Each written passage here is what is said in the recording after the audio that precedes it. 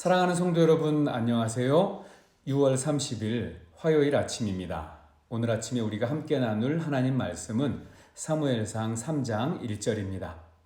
아이 사무엘이 엘리 앞에서 여호와를 섬길 때에는 여호와의 말씀이 희귀하여 이상이 흔히 보이지 않았더라. 아멘.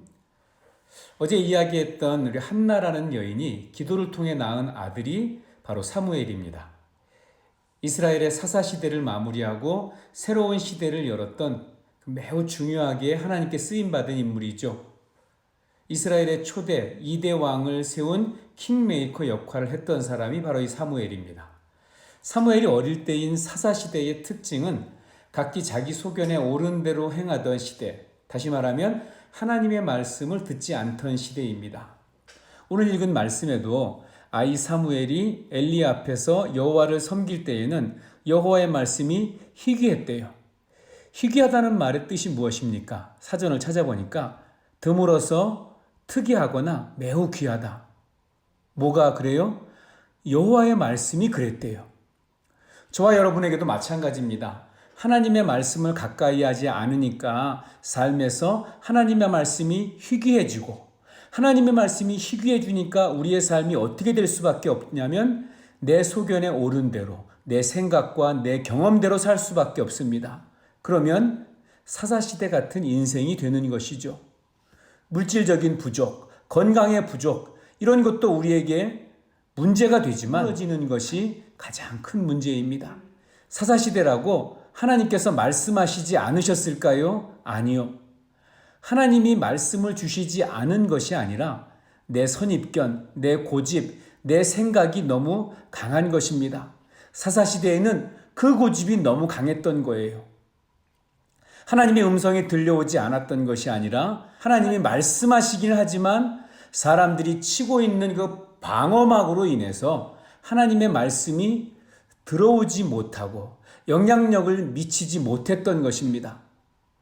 그런데 사무엘이라고 하는 인물이 왜 사사시대를 닫고 새로운 시대를 열어가는 인물이 되었는가?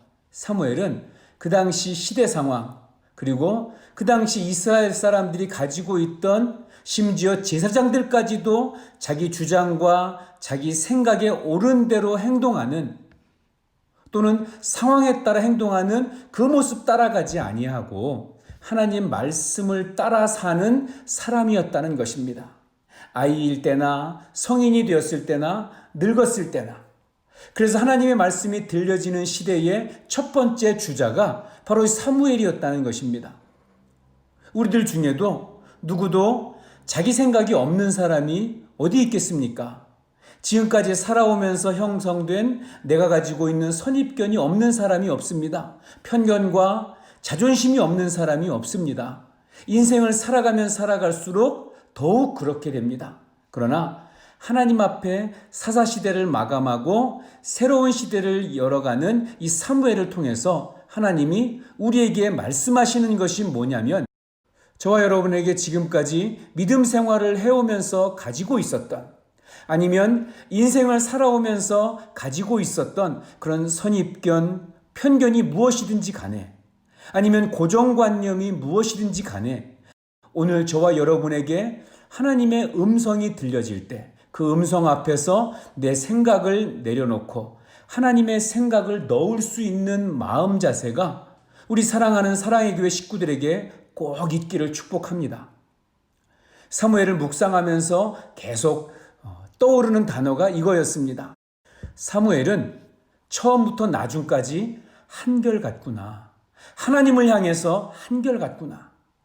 그러면 도대체 어떻게 사무엘같이 처음부터 나중까지 한결같은 사람이 될 수 있을까라는 것입니다.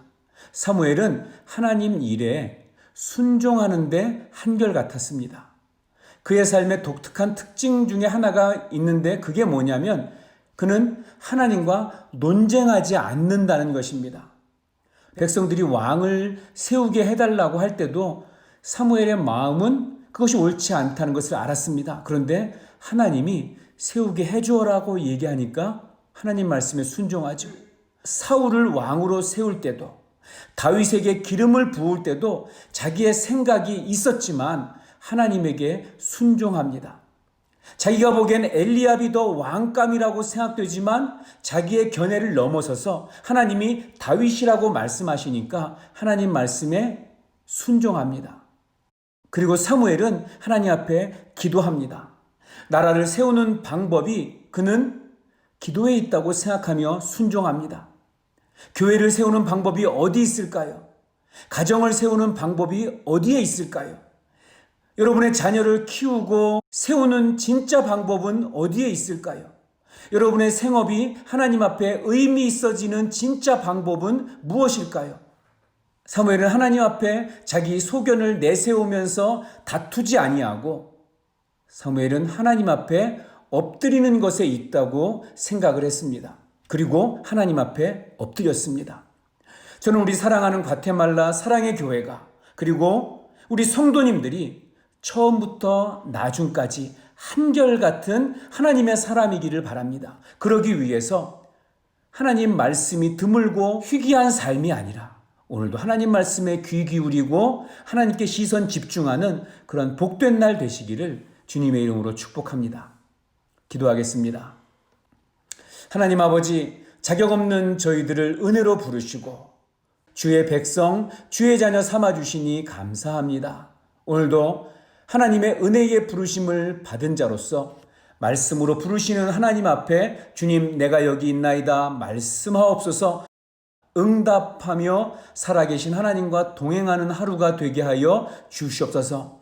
사랑이 많으신 하나님, 코로나 바이러스로 인해서 어려움을 겪고 있는 우리 성도님들과 가정들 위에 하나님의 자비와 긍휼이 임하기를 간절히 소원합니다. 코로나 바이러스로 인해서 고통당하는 이들에게 치유의 손길로 회복시켜 주시고 또 경제적인 어려움을 겪는 이들에게 이른 비와 늦은 비를 때를 따라 내려주셔서 이 영적인 환난 가운데서도 하나님의 은혜와 성령의 전신갑주를 입혀주셔서 보호하여 주시옵소서.